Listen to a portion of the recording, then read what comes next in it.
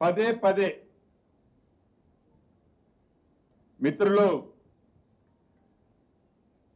వాళ్ళు ఏదైతే అభియోగం మోపుతుంటారో డీటెయిల్స్ కూడా మీకు మా సిసిఎల్ఐ గారు విత్ పేపర్గా 2023 డిసెంబర్ 7వ తారీఖు నాటికి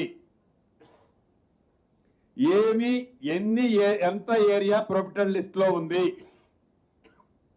డిసెంబర్ 7 2023 నాటికి ఫారెస్ట్ ల్యాండ్ ఎంత ఉంది, వక్ఫ్ బోర్డ్ ల్యాండ్ ఎంత ఉంది, అదే రకంగా ఎండోమెంట్ ల్యాండ్ ఎంత ఉంది, అసైన్ ల్యాండ్ ఎంత ఉంది, ఇదన్నీ ప్రొహిబిటెడ్ లిస్ట్ లో వచ్చాయి. ఇది కాక అమాం బాప్తి ఏదన్నా ఉన్నా కూడా అది కాకుండా ప్రైవేట్ ల్యాండ్ ఎంత ఉంది, ప్రైవేట్ ల్యాండ్ లో ఆనరబుల్ కోర్టుల ద్వారా ఆనాటి ప్రభుత్వమే ఉంచిన ప్రొహిబిటెడ్ లిస్ట్ ఎంత,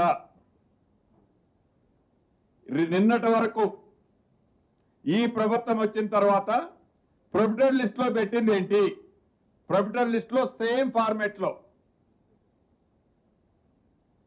మీకు ప్రతి మీడియా మిత్రులకి after this me press meet తప్పకుండా మీ అందరికి కాపీ అఫీషియల్ గానే ఇస్తా.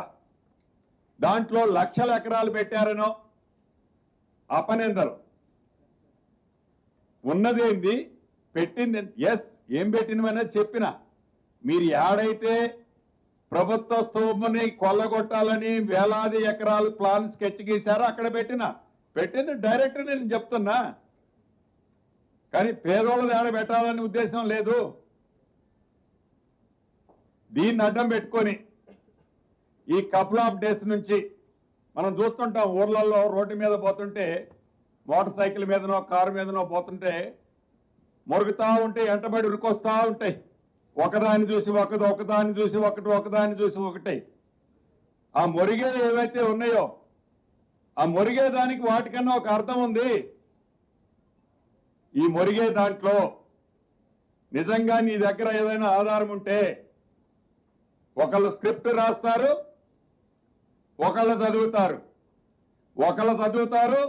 మరొకళ్ళు స్క్రిప్ట్ రాస్తారు. అయ్యో నేనేదో మిస్ అయిపోతున్నానని చూస్తుంటారు కదా మీరు అందరూ మోటార్ బైకుల మీదనో కారులోనో ఊళ్ళో పోయేటప్పుడు. అది ఎంట పడతా ఉంటుంది మొరుక్కుంటా. ఆ మొరిగే ప్రతి దానికి సమాధానం దానికి చెప్పాల్సింది ఈ ప్రభుత్వం కానీ నేను కానీ నా అధికారులు కానీ. ప్రజలకు సమాధానం చెప్తాం మేము. ప్రజలకి బాధ్యతాయుతంగా సమాధానం చెప్పాల్సింది ప్రభుత్వం. ప్రజలకి పడికట్టు పదాలు 4 పట్టుకొని చెప్పిందే చెప్పని దాన్ని ఒక ఐటమ్ లాగా ఏదో చేసి పబ్లిక్ ని ప్యానిక్ చేసి పబ్లిక్ ని ఫ్రంట్ రోల్లో పెట్టుకొని మీరు ఏవైతే ఆటలు ఆడాలని చూస్తున్నారో ఆ ఆటలు ఈ ప్రభుత్వంలో నడవవు. మీ CS7 CS40కి సంబంధించింది మళ్ళీ అడుగుతున్నాను. మీరు అధికారంలో ఉన్న అప్పుడు మీ పార్టీ మీకు సంబంధించిన పేపర్ MDకి బెంజి కారు ఒక ల్యాండ్ లార్డ్ గిఫ్టీగా ఇచ్చిన సందర్భంగా తీగలాగితే డొంకంతా ఏదైతే కదిలిందో ఆ కదిలిన డొంకకు సంబంధించిన అంశం ప్రత్యక్షంగా మీరందరూ పాత్రదారులు. మీరు కోరుకుంటే దాన్ని కూడా ఈ SCT ఏదైతే ఉందో ఆ SCTకి రెఫర్ చేస్తామని కూడా ఈ వేదిక ద్వారా ఆ మిత్రులకి తెలియచేసుకుంటూ, మీరు పరిపాలించే నాడు మీరు అధికారంలో ఎలగబెట్టినాడు ఏవైతే ల్యాండ్ ఇష్యూస్ వచ్చినప్పుడు మొక్కము చాటేసి తెల్ల బట్ట కప్పుకొని ఇంట్లో పడుకున్న మీరు ధరణిని తీసుకొచ్చి కనీసం ఆన్సర్ చేయలేక గ్రామాలకు వెళ్ళలేని పరిస్థితిలో ఉన్న మీరు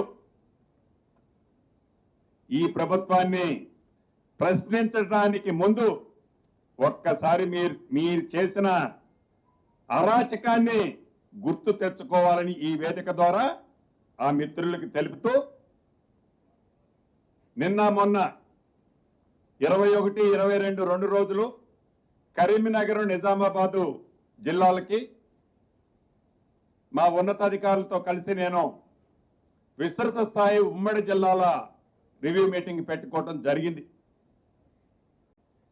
ప్రధానంగా దాంట్లో ఏదైతే భూభారతి చట్టం, ఈ చట్టానికి రిసీవ్ అయిన వచ్చిన అప్లికేషన్లు సాదా బైనామాలతో సహా ప్రతి అంశాన్ని క్షుణ్ణంగా డిస్కస్ చేయడంతో పాటు ఏదైతే రాష్ట్ర ప్రభుత్వం ప్రతిష్టాత్మకంగా సర్వే చేస్తే తప్ప పేదవాడి భూమికి, భూములున్న ఆసాములకి పూర్తి భద్రత కలగదు అనేది పక్క వివిధ జిల్లాల్లో ఉన్న ఎక్స్పీరియన్స్ ని బట్టి ఈ ప్రభుత్వం ఒక నిర్ణయానికి వచ్చింది.